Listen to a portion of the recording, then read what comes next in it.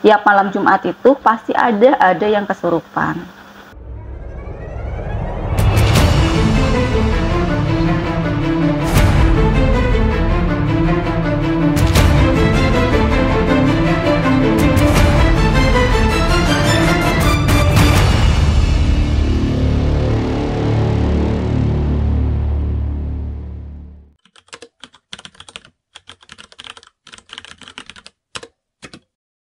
Oke, assalamualaikum warahmatullahi wabarakatuh. Waalaikumsalam warahmatullahi. Ya, halo teman-teman anomali dimanapun kalian berada. Perkenalkan ya, gua Mei. Ini segmen berbeda ya dari anomali ya. Atau ini segmen spesial edisi atau apalah. Yang pasti sih Bang Epe tetap ada ya. Kebetulan sekarang beliau menjadi kameramennya. Oke, say hi dulu dong Bang Epe. Oke, hadir. Epe masih di sini. Iya, oke. Jadi kali ini yang mau bercerita narsum yang hari itu pernah juga ada ngisi di anomali ya, dan sekarang mau ngobrol sama gua nih karena kebetulan beliau juga adalah salah satu. Jadi ini tuh teman lama juga, rekan kerja lama juga di tempat yang lama. Jadi kita mau ngupas, sebenarnya sih gue yang lebih tertarik sebenarnya ya buat ngupas tempat kerja kita yang lama nih ceritanya gitu. Oke, kita perkenalkan lagi nih narsum kita. Ada Mbak Titi di samping gua. Hai. Oke, jadi langsung aja ya to the point kali ya. Gue lebih tertarik untuk ngebahas tempat kerja kita yang lama. Ya, Gak usah disebutin lah ya namanya di mana lah ya. yang jelas di majalah.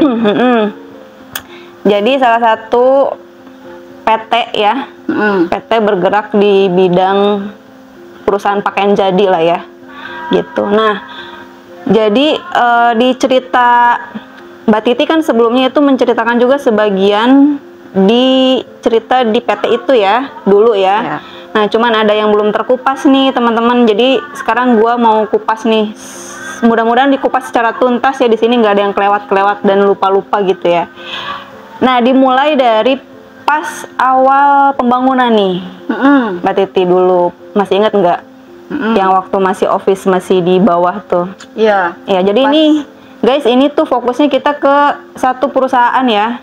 Di tempat dulu kita berdua sama-sama bekerja di situ ceritanya gitu ya. Nah, jadi dulu pas awal-awal itu kan office kita masih di bawah ya. Di bawah. Beralaskan tanah ya. Beralaskan tanah, masih debu-debuan tuh kan dulu. Nah, terus yang waktu peristiwa yang kita bertiga ke lantai atas yang rooftop itu, Ya, itu sebelum itu udah kejadian yang apa, yang kesurupan-kesurupan gak sih? sering lah. Setelah itu atau kita yang ke atas dulu nih? Belum, sebelum itu berarti. Karena pas kita ke rooftop itu kita udah pindah ke lantai 2. Itu kan kita pasti di lantai bawah kan. Ya, Oh, berarti yang kesurupan dulu baru kita sering ke atas ya? Iya, benar. Berarti, oh iya. Nah, jadi kalau teman-teman anomali udah dengerin cerita Mbak Titi yang sebelumnya ya, di situ kan ada Mbak Titi cerita bersama 3 kawannya. Nah, salah satunya itu adalah saya, gitu ya. Jadi kita ada kebiasaan sering ada nongkrong di atas, di rooftop, karena tenang gitu kan, suasananya juga sepi juga, nggak ada siapa-siapa. Karena belum ada kegiatan pekerjaan gitu ya di atas gitu ya. Nah, waktu itu yang Mbak Titi bilang ada lihat sosok yang tinggi besar itu, kalau gue sih nggak ngeliat nih gitu kan. Nah, berarti itu setelah yang sering kesurupan itu ya? Iya. Waktu itu kan belum ada Cindy tuh. Oh iya, belum ada, betul-betul. Jadi, nah sekarang nih gue mau flashback lagi nih, mau mundur lagi nih gue ke belakang, cerita tentang sebelum pabrik itu bener-bener berjalan ya. Berdiri, oke. Jadi waktu itu sering banget terjadi kesurupan, betul nggak? Ya, hampir setiap malam Jumat deh. Bisa dipastikan setiap malam Jumat ada kesurupan. Nah, untuk dari versi Mbak Titi dulu deh, yang sepengetahuan, karena kan kadang kan Mbak Titi sebagai HRD dulu ya, yang mengurusi banyak karyawan gitu kan. Nah, dari versinya Mbak Titi dulu nih, sebelum dari versi gua dulu, yang sepengetahuan yang Mbak Titi itu gimana? Awal mulanya terjadi sering tuh kesurupan. Ya, intinya kan karena itu perusahaan baru, ada pembebasan lahan kan. Pembebasan lahan itu kan kita tahu lah itu hutan sama sawah-sawah kan. Waktu itu kan ada informasinya ada apa? Makam-makam itu kan, ada beberapa di tanah itu. Iya, yang sekarang berdiri jadi pabrik itu ada beberapa makam, cuman infonya itu dari vendor yang ngerjain pabrik itu. Nggak, itu di mana itu? Di tanah yang mana itu? Itu katanya sih dari vendor ya. Itu di kantin-kantin. Yang tuh yang sekarang kantin. Iya, kantin jajaran kantin-kantin itu. Itu yang diinjek sama tanah itu. Oh iya. Nah, terus jadi itu ada katanya sih ada makam yang belum sempat dipindahin. Karena tidak tahu ahli warisnya siapa. Jadi ya sudah, mungkin di situ. Karena waktu itu setahu gue ya itu sawah terbentang luas, sawah dan semak belukar, tinggi-tinggi ilalang segala macam. Jadi nggak pernah ada yang ngasih tahu kalau di situ ada makam. Nah itu gue pernah ketemu sama vendornya kan. Waktu itu ada sempet cerita tuh vendor tuh, emang di situ ada makam yang belum sempat dipindahin karena nggak tahu ahli warisnya siapa. Dulu ada beberapa makam udah dipindahin yang benar-benar udah bisa diusut lah ahli warisnya siapa. Cuman mungkin itu makam lama, ada berapa makam, 1 atau 2 gitu ya, itu katanya belum sempat dipindahin. Jadi ya sudahlah di situ gitu. Mungkin nggak tahu dia minta dipindahin bagaimana, jadi ngerasa keganggu, nggak ngerti juga sih. Ceritanya dari vendor yang kerjain ya. Nah itu peristiwa pertama kali kesurupan, Mbak Titi tahu nggak versinya kenapanya gitu loh? Maksudnya awalnya gimana gitu si karyawan? Nah kalau dikaitin sama yang apa namanya makam yang belum dipindahin, mungkin ke situ ya kali ada kaitannya. Karena pas awal-awal ada kesurupan tiap malam Jumat itu sempat ada komunikasi lah. Komunikasi kan kita kadang suka diajak ngobrol ya. Kepo ya orang-orang kita ya sama kita setan ya. Diajak ngobrol gitu. Minta apa terus kenapa gitu kan. Itu kan sempat ada ngobrol juga. Kalau gua di sini tapi gua minta ini, minta itu. Gua di sini tuh kenapa? Ternyata setelah flashback mungkin apakah ini yang memang belum sempat dipindahin gitu. Tapi nggak tahu pasti ya. Cuman tiap malam Jumat itu pasti ada yang kesurupan. Nah itu berarti sampai berapa minggu ya? Sampai berapa lama ya waktu dulu ya? Tiap malam Jumat lah. Iya, karena kan setiap malam Jumat kita ngadain pengajian. Itu ingat banget tuh dulu. Sampai kita ngadain pengajian kan. Terus yang berarti tapi nggak ada yang sampai dulu masih berapa len ya? Sedikit ya dulu ya. Sedikit, karena kan bertahap tuh pindahnya karyawan itu kan. Tapi nggak sampai semua len kesurupan enggak ya dulu ya? Waktu itu nggak sampai terlalu massal banyak banget. Cuman tiap malam Jumat ada, tapi itu kayak yang estafet. Ini sembuh, ini ada, ini sembuh, ini ada. Satu orang lah gitu. Jadi tapi kayak yang estafet. Ini sembuh, tiba-tiba yang di sana. Gitu kan. Jadi makanya ini semua kita gotong yang lain gitu. Sampai gue capek sendiri kan waktu itu. Udah deh, akhirnya daripada gue capek, masukin aja ke ruangan yang kosong, dikunci di situ. Dia mau teriak-teriak bodo amat gitu kan. Biar dia capek sendiri, maksud gue kayak gitu kan. Ternyata kan si setan itu juga kalau kita nggak perhatiin dia juga iya kan, dia juga gue ngapain nih gue teriak-teriak nggak ada yang perhatiin, lama-lama sembuh sendiri. Itu gue yang masukin aja dah gitu kan. Iya sih, benar-benar. Oke, ini intermezzo dulu ya. Kalau dari segi HRD nih ya, menghadapi situasi seperti itu nih. Kalau yang tadi kan bicara sisi mistis ya, sisi goibnya ya. Kalau sisi logikanya nih, itu kesurupan tuh kenapa sih sebenarnya gitu? Kalau secara logika mungkin awalnya dia lebih ke banyak pikiran. Dan ini satu, rata-rata yang kesurupan itu nggak ada cowok. Iya. Nah itu pertanyaan, coba kalau dari sisi HRD secara ininya ya, secara apa ya, psikologinya lah atau apanya gitu, gimana tuh kira-kira? Biasanya kan kalau cewek banyaknya overthinking. Apa iya ya? Ya terus bener gak sih? Terus iya kan, lebih ke overthinking, banyak pikiran ini itu, jadinya mungkin kosong ya, bisa aja sih mas. Gitu. Oke lah, kembali ke cerita yang itu ya, yang kesurupan ya, karena jadi yang bikin gue penasaran adalah kan karena setahu dulu pas waktu ngurusin perizinannya itu kan hanya kotakan sawah gitu loh, dan nggak ada yang ngasih tahu kalau di sini ada makamnya nih, belum kegali apa gimana, belum kepindahan apa gimana gitu, nggak ada. Cuman ilalang tinggi, rumput tinggi, sawah terbentang luas, karena kan sebelah sananya juga di belakang masih sawah kan ya. kanan kiri udah ada bangunan sih ya, cuma di belakang sawah ada, kan. kanan kiri emang udah warga kan. Nah itu sebenarnya kalau dari Mbak Titi sendiri ada kemampuan setiap kemana ada melihat gitu sesuatu Enggak atau sih gimana? kalau langsung melihat kayak gitu, tapi lebih ya sensitif aja lah. Kalau di sini gimana? Di ruangan ini ada nggak kira-kira? Jangan nakut-nakutin tapi. Tapi berarti kalau dari segi ini nggak, maksudnya ke setiap, misalnya lagi ke mall, bioskop selalu ngelihat nggak? Kalau selalu enggak, cuman lebih merasakan. Nah kalau di sini gimana nih? Di ruangan ini gimana?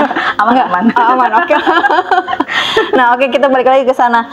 Berarti yang hari itu kan kita sering lewat dari lantai berapa ya? Berarti kita lantai 2 apa 1 tuh disebutnya, yang lantai M itu? Mezanin. Iya. Mezanin itu kan antara lantai 2 sama lantai 3 kan? Nah, itu berarti dari lantai situ kita selalu naik langsung ke lantai atas ya, lantai 4 ya. Dari lantai oh iya benar. Iya, kan terus dari lantai 4 kita baru naik ke tangga manual yang ke rooftop kan. Nah, itu sepenglihatan Mbak Titi selama di ruangan itu, sebelum melihat yang berwujud tinggi besar di pintu itu, di kanan kirinya nggak ada apa-apa atau gimana? Ya kalau untuk pas ngelewatin 2 lantai yang kosong itu ya memang kerasa sih. Cuman yang nunjukin tuh cuman yang si tinggi gede itu. Kerasa udah ini aja, ini memang ada gitu. Makanya udah biarin gitu. Sama mereka tidak ngeganggu, maksudnya mengganggu kan dengan menunjukkan itu juga sebenarnya mengganggu ya. Cuman kalau nggak ada wujud kayak gitu ya udahlah, kebaikan saja.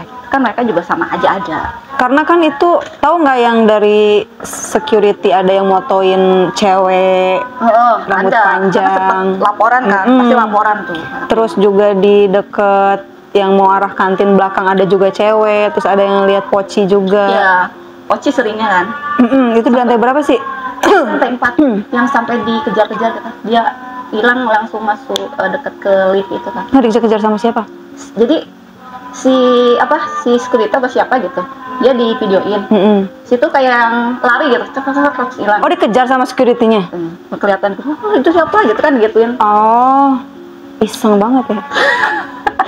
Iya, karena dulu sempet, karena kan cuma dilihat-liatin doang sama operator ya, sama maksudnya sama si karyawan-karyawan, cuman oh ini bu lihat juga, tapi maksudnya nggak sampai minta fotonya apa. Tapi emang iya sih, maksudnya ada. Yang paling jelas itu adalah kan kita kantin itu ada sekat-sekat besinya ya. Itu si Miski itu lagi duduk di situ. Tuh gue lihat jelas banget dari HP-nya Sekwan. Gue lihat, ya Allah, ini mah solid banget fotonya. Maksudnya bukan cuma bayangan doang atau apa, tapi udah ada beneran ya, gitu ya. Rambutnya udah, ini gitu. Udah nampak banget. Iya.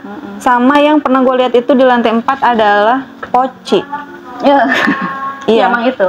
Dan itu katanya pagi buta, nggak pagi ding. Katanya tuh jam 6 apa jam 7-an, karena di atas itu katanya masih jadi gudang kain waktu itu. Jadi gelap. Pagi tapi masih gelap. Karena belum ada instalasi di sana. Dan itu juga foto Pocinya lumayan jelas. Iya. Tuh gue masih inget banget, mukanya hitam. Kayak yang kebakar gitu. Ya emang gak ada yang bagus. Nah terus kita balik lagi nih ke yang kesurupan, karena itu gue sampai sekarang masih penasaran sebenarnya. Karena setelah Mbak Titi keluar dari perusahaan itu ada satu lagi peristiwa yang besar, kesurupan hampir 1 lantai, yang sampai ada di masuk berita. Oh iya, dengar tuh, gimana tuh? Masuk IndiZone, masuk koran Jabar juga, terus masuk mana juga ya, di IG pokoknya ada. Rame kan? Rame banget itu. Sampai viral ya? Iya, sampai viral itu.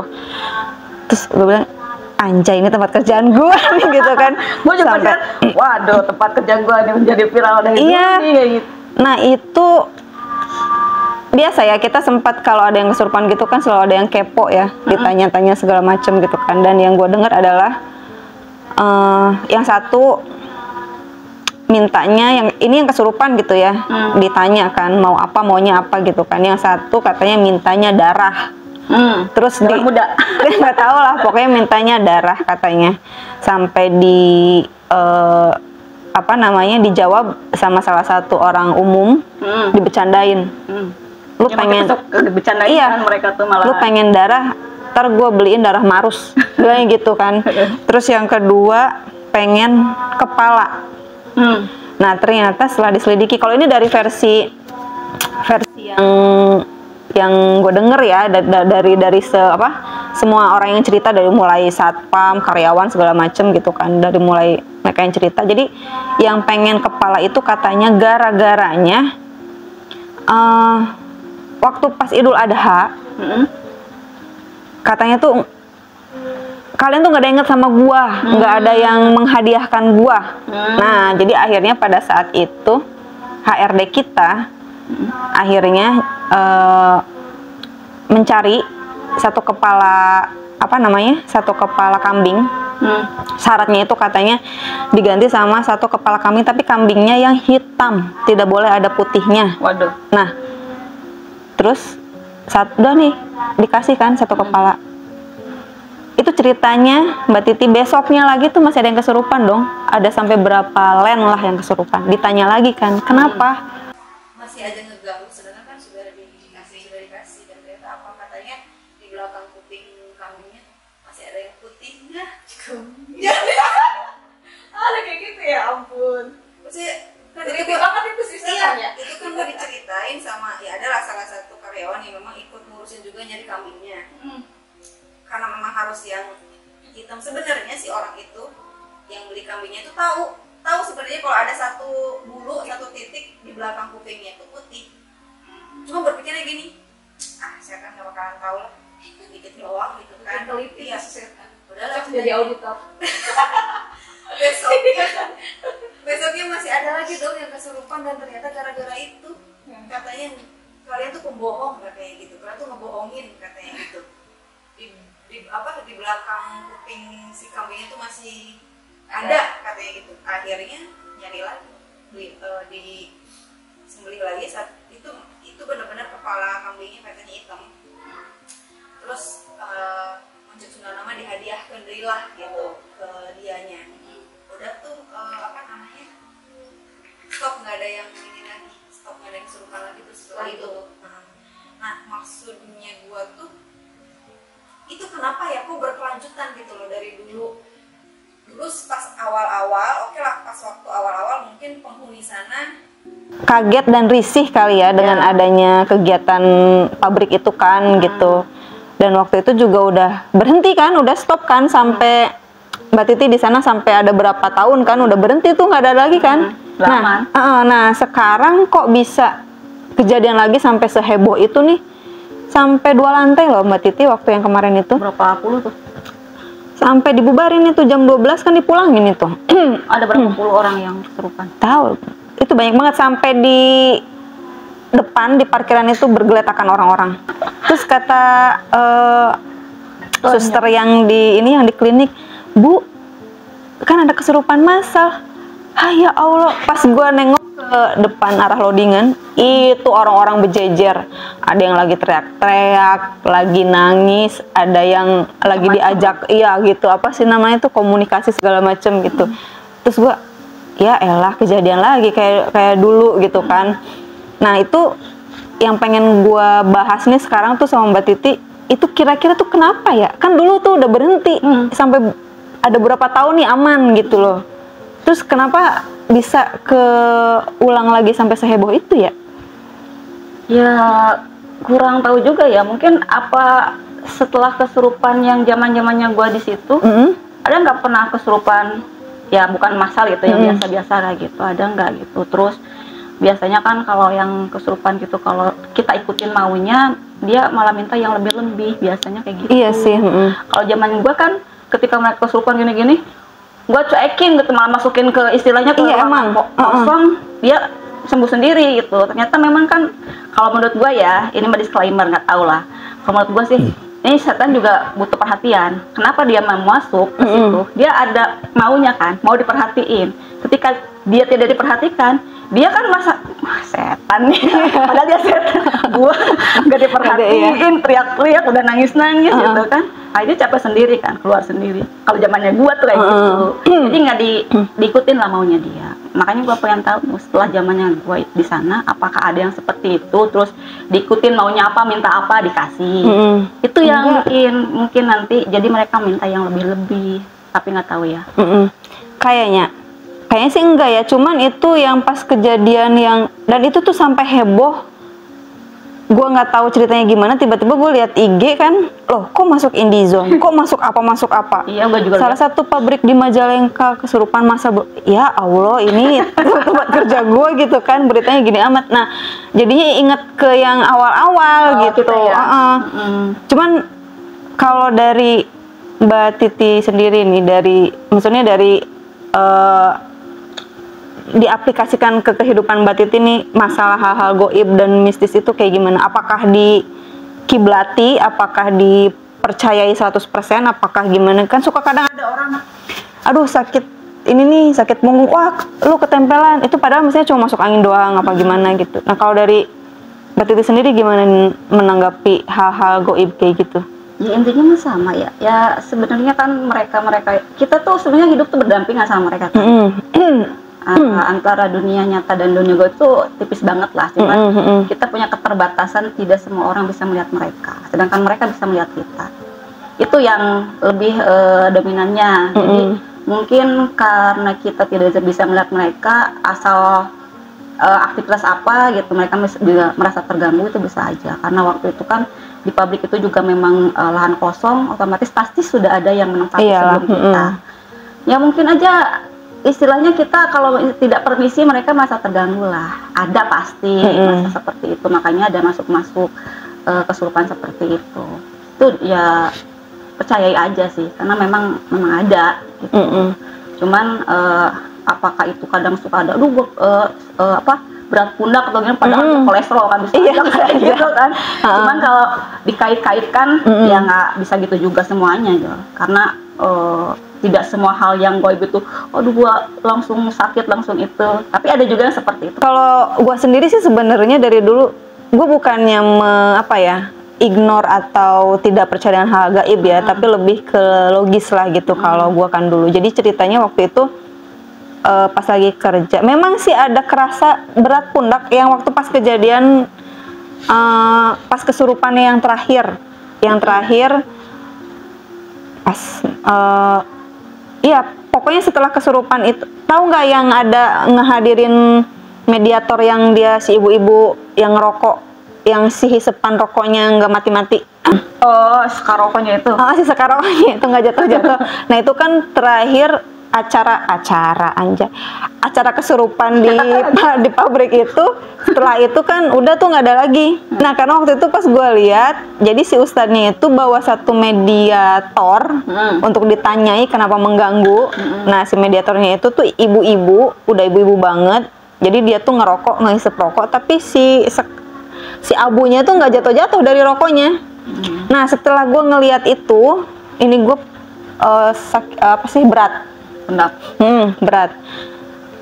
Nyampe ke tempat duduk, si Mas Nunu nih ceritanya kan, dia ngomong. Mas Nunu siapa? Coba kasih tahu. Mas Nunu. Jadi tadinya guys, Pak Nunu itu adalah yang akan menjadi narsum juga nih tadinya ya di Anomali, cuma karena beliau belum bisa, mungkin nanti kita bisa bikin appointment juga dengan beliau ya next. Jadi dia itu adalah bagian compliance di perusahaan kita nih dulu, kita tuh barengan dulunya. Itu juga sama, dia juga punya cerita beberapa hal mistis lah gitu ya. Karena gue pikir dulu tuh dia bercandaan, karena orangnya kan suka bercanda ya. Dia bilang kan sama gue, Mei, lu yang kayak gitu-gitu nggak usah dibawa ke tempat kerja lu. Apaan sih Mas Nunu? Gue bilang kan, iya tuh yang kayak gitu mah suruh aja nunggu di rumah. Cuek aja gue, sebenarnya tuh emang udah berat, tapi gue pikir gue masuk angin gitu kan. Dah ceritanya, singkat cerita, gue balik ke rumah, ternyata ada salah satu saudara gue yang kalau gue datang itu dia lagi apa sih namanya tuh, nambal ban, karena dia punya bengkel tambal ban gitulah. Pas gue datang ternyata bener bilang sama dengan yang si Mas Nunu bilang. Oh dia saudaranya itu bisa lihat juga? Iya, kalau dia memang saudara gue, memang IndiHome lah ya gitu. Pas gue dateng, loh Teneng cengtri nih, bilangnya gitu kan. Gue dulu pakai motor kan, cengtri nih, cengtri apaan? Gue bilang, iya kayak anak alay aja katanya, bawa-bawa apa, bonceng 3 katanya gitu. Ngobrol-ngobrol, ternyata betul. Jadi gua itu ada yang ngikut dari rumah, pas di pabrik kejadian yang kesurupan itu, ternyata ada yang ngikut juga sama Eke, balik ke rumah juga. Lu jadi sana bawa yang dari rumah ngikut. Iya, pas balik yang dari pabrik ikut. Jadi iya, nah itu pas gitu ya. Nah itu pas setelah kejadian kesurupan yang terakhir itu di pabrik. Nah kata si Mas Nono bilang gini, lu kalau ada acara-acara kesurupan lagi di pabrik, lu jangan nimbrung. Ntar pasti lu ada yang ngikut lagi. Makanya pas kesurupan acara kesurupan yang masal kemarin yang terakhir itu yang bikin heboh, pas gua tahu ternyata kesurupan, gua langsung lari ke atas lagi. Gitu ya? Iya, karena takutnya kayak gitu. Karena ikut lagi ntar. Iya.